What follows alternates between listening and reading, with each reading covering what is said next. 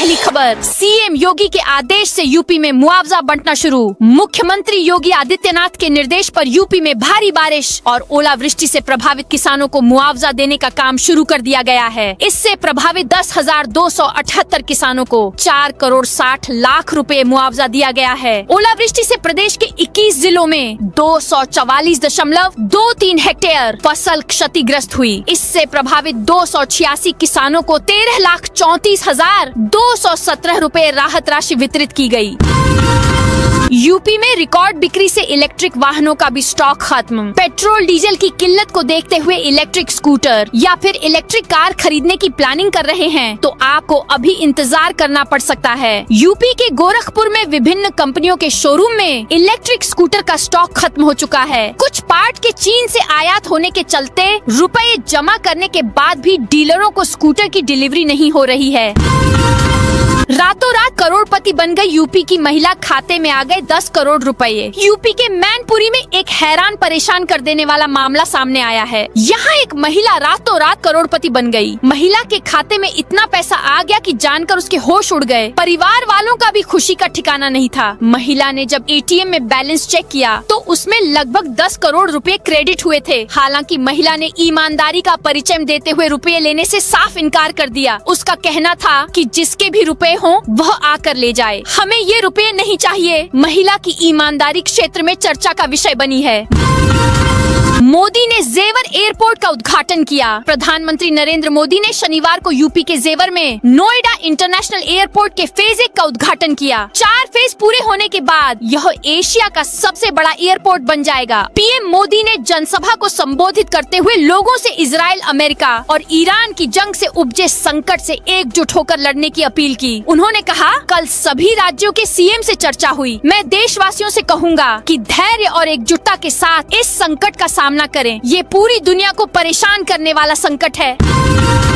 नेपाल के कौओं और मुर्गियों में फैला बर्ड फ्लू। पड़ोसी देश नेपाल में बर्ड फ्लू का केस मिलने से महाराजगंज में भी अलर्ट घोषित कर दिया गया है। मुख्य पशु चिकित्सा अधिकारी डॉक्टर एजाज अहमद ने पशु चिकित्सकों की टीम गठित कर सघन जांच कराने का निर्देश दिया है। टीम शनिवार से जांच शुरू करेगी।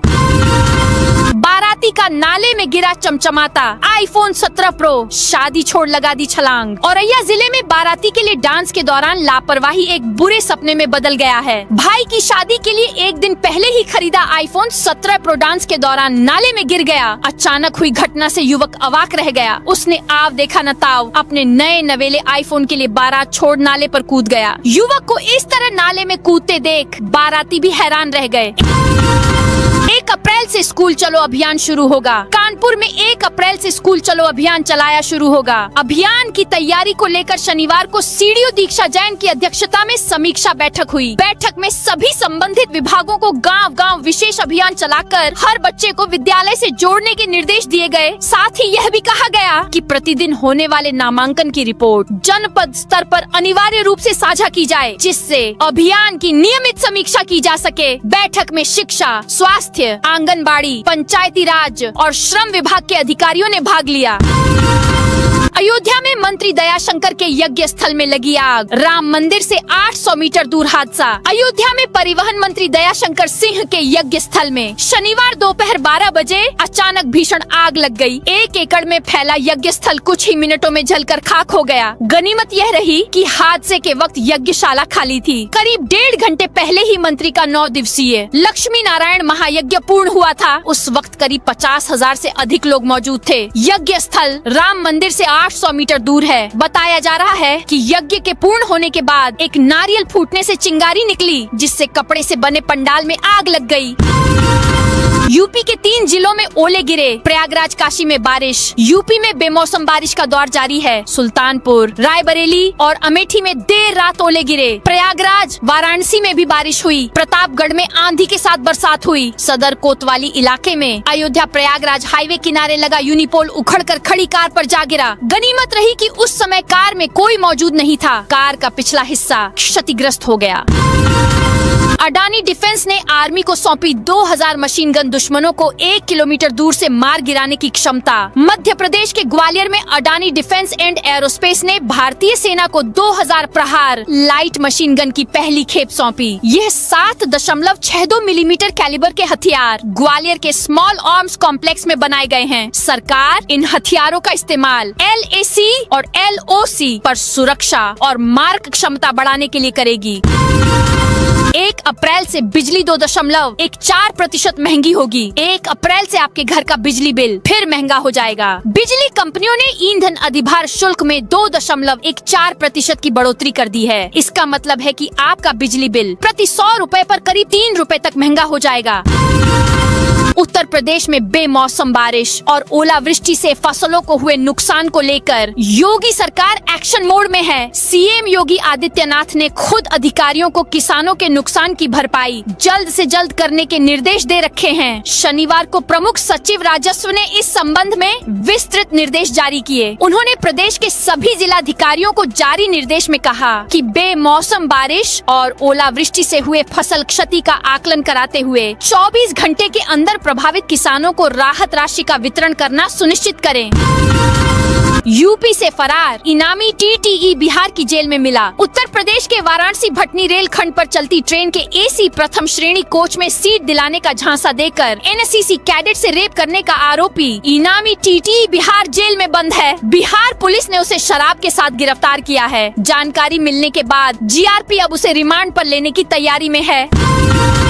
काशी विश्वनाथ दर्शन के लिए नहीं चलना होगा पैदल। काशी विश्वनाथ धाम आने वाले देश विदेश के करोड़ों श्रद्धालुओं के लिए उत्तर प्रदेश सरकार और वाराणसी नगर निगम ने एक बड़ी सौगात तैयार की है। अब भक्तों को बेनियाबाग से बाबा के दरबार तक पहुंचने के लिए पैदल चलने या महंगे रिक्शों का सहारा लेने की जरूरत नहीं होगी। अगले महीने से बेनियाबाग पार्किंग से सीधे विश्वनाथ धाम के गेट नंबर 4 तक गोल्फ कार्ट सेवा शुरू होने जा रही है।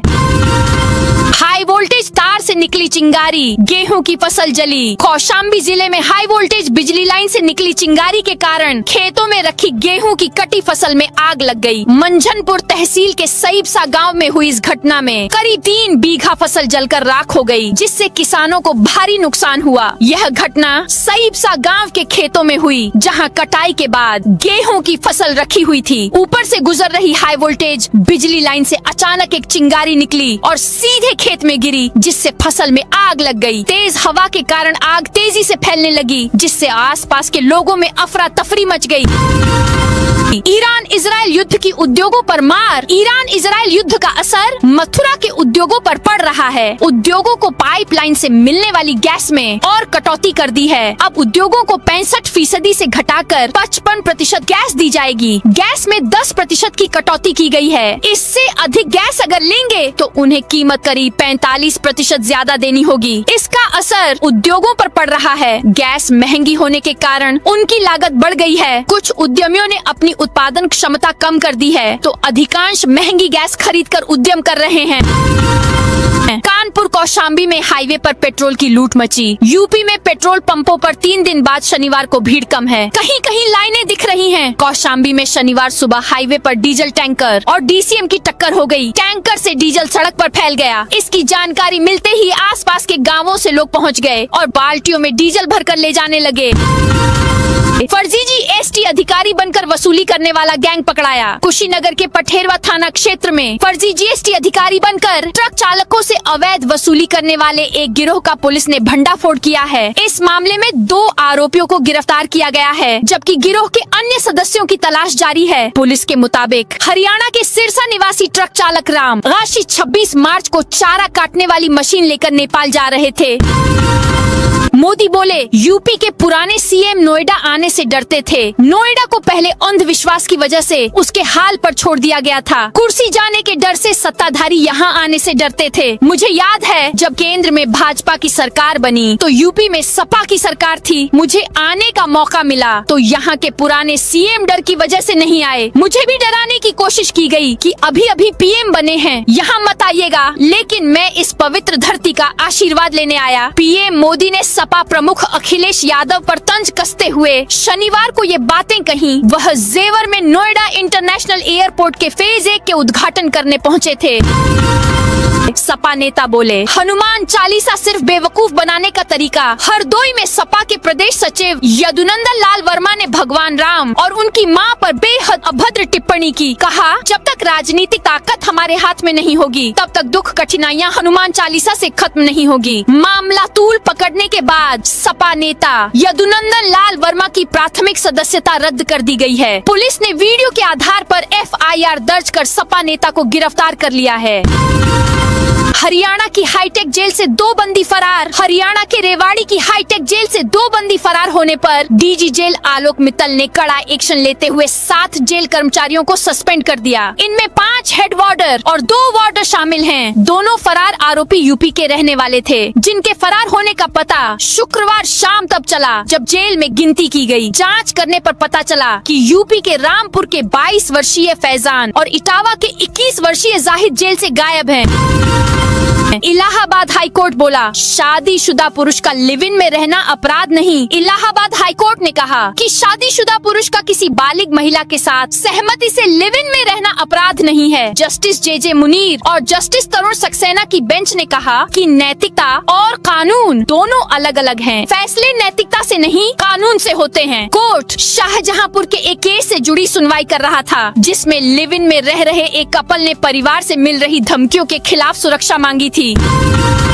लखनऊ में ऑफलाइन मिल रहे IPL ticket. Ekana cricket stadium में होने वाले मैचों के लिए ऑनलाइन बुकिंग के साथ ही अब फैंस ऑफलाइन काउंटर से भी टिकट खरीद सकते हैं। लखनऊ सुपर जायंट्स प्रबंधन ने लोगों की सुविधा के लिए शहर में 2 स्थानों हजरतगंज मेट्रो स्टेशन और प्लासियो मॉल में बॉक्स ऑफिस शुरू किए हैं, जहां सुबह 11 बजे से शाम 6 बजे तक क्रिकेट प्रेमी टिकट खरीद सकते हैं। LSG ने पहली बार एम टिकट की सुविधा शुरू की है, जिसे क्रिकेट प्रेमी बुक माई शो ऐप से बुक कर सकते हैं। एम टिकट पर मौजूद QR को स्टेडियम के गेट पर स्कैन कराकर लोग जल्दी से प्रवेश पा सकेंगे।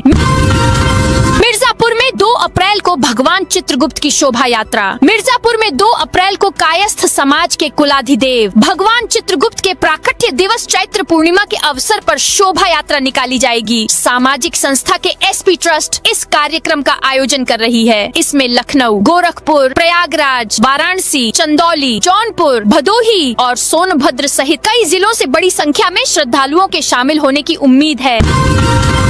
रूस 4 महीने तक पेट्रोल नहीं बेचेगा। 1 अप्रैल से बैन शुरू। रूस ने 1 अप्रैल से 31 जुलाई तक पेट्रोल निर्यात पर रोक का फैसला किया है। उप प्रधानमंत्री अलेक्जेंडर नोवाक ने ऊर्जा मंत्रालय से इस प्रस्ताव को तैयार करने को कहा। रूस के मुताबिक यह कदम घरेलू सप्लाई बनाए रखने और कीमतें नियंत्रित रखने के लिए है। नोवाक ने कहा कि मिडिल ईस्ट में चल रहे इजराइल ईरान जंग की वजह से ग्लोबल तेल और पेट्रोलियम प्रोडक्शन बाजार में अस्थिरता बढ़ी है। इससे कीमतों में उतार चढ़ाव हो रहा है।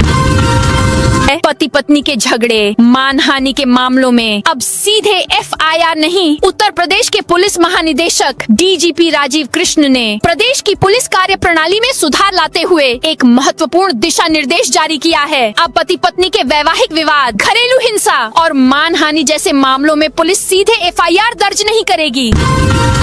प्रयागराज के श्रृंगवेरपुर में यूपी सरकार ने 40 बीघे में निषादराज पार्क बनवाया। इसमें करीब 37 करोड़ रुपए खर्च हुए। PM मोदी ने उद्घाटन किया, लोग पार्क में आने लगे। इसी पार्क की बाउंड्री से लगकर एक मजार और मस्जिद है। अब उसे लेकर विवाद हो रहा है। निषाद पार्टी के प्रमुख संजय निषाद ने पिछले हफ्ते हाईवे जाम कर दिया। चेतावनी दी कि अगर प्रशासन इसे नहीं हटाता तो हमारे लोग इसे उखाड़ कर गंगा में फेंक देंगे। मामला धार्मिक है, इसलिए प्रशासन बारीकी से मामले को हैंडल कर रहा।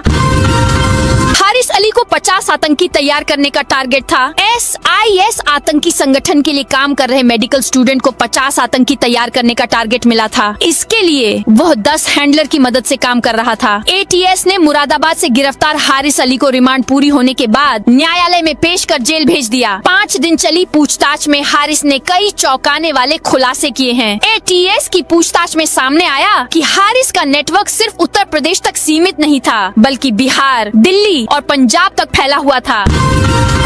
शंकराचार्य अविमुक्तेश्वरानंद सरस्वती बस्ती में देंगे धर्म संदेश। बस्ती के राजकीय इंटर कॉलेज में 29 मार्च को सनातन धर्म संवाद कार्यक्रम आयोजित किया जाएगा। इस आयोजन में ज्योतिष मठ पीठाधीश्वर जगत गुरु शंकराचार्य स्वामी अविमुक्तेश्वरानंद सरस्वती जी महाराज धर्म संदेश देंगे। आयोजक प्रशांत पांडे ने बताया कि यह कार्यक्रम रविवार 29 मार्च 2026 को दोपहर 12 बजे से राजकीय इंटर कॉलेज बस्ती वशिष्ठ नगर में होगा। इस अवसर पर धर्म, संस्कृति और राष्ट्रहित से संबंधित विषयों पर विशेष उद्बोधन दिए जाएंगे, जिसका उद्देश्य जनमानस को धर्म के प्रति जागरूक करना है।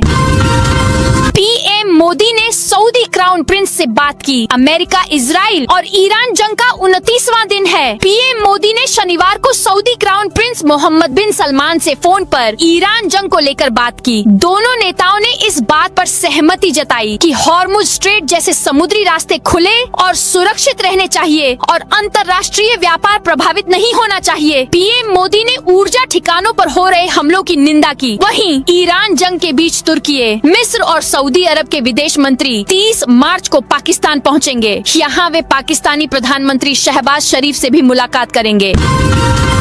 मुजफ्फरनगर के 17 गांवों में बिजली कटौती। मुजफ्फरनगर जनपद के ग्रामीण क्षेत्रों में अघोषित बिजली कटौती से हजारों उपभोक्ता प्रभावित हुए हैं। नंगला बिजली घर से जुड़े लगभग 17 गांवों में शनिवार को दिन भर बिजली आपूर्ति बाधित रही। नंगला बिजली घर के लिए सुबह 6 बजे से 9:30 बजे तक और दोपहर 3 बजे से शाम 5:30 बजे तक कुल 6 घंटे की घोषित कटौती निर्धारित है। हालांकि शनिवार को स्थिति सामान्य से भिन्न रही।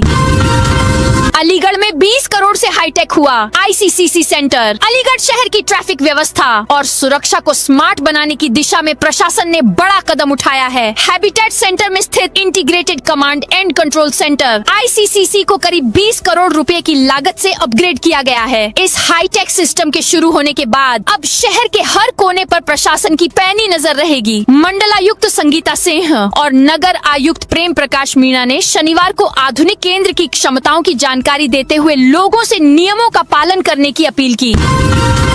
कमला नगर सिकंदरा में चला बुलडोजर, अवैध निर्माण ध्वस्त। आईजीआरएस पोर्टल पर दर्ज शिकायत पर नगर निगम ने अतिक्रमण पर के खिलाफ अभियान चलाया। कमला नगर सिकंदरा में अवैध निर्माणों पर बुलडोजर चला, मुख्य सड़कों को अतिक्रमण से मुक्त कराया। लोगों ने विरोध का प्रयास किया, लेकिन नगर निगम की टास्क फोर्स के सामने वे टिक नहीं पाए।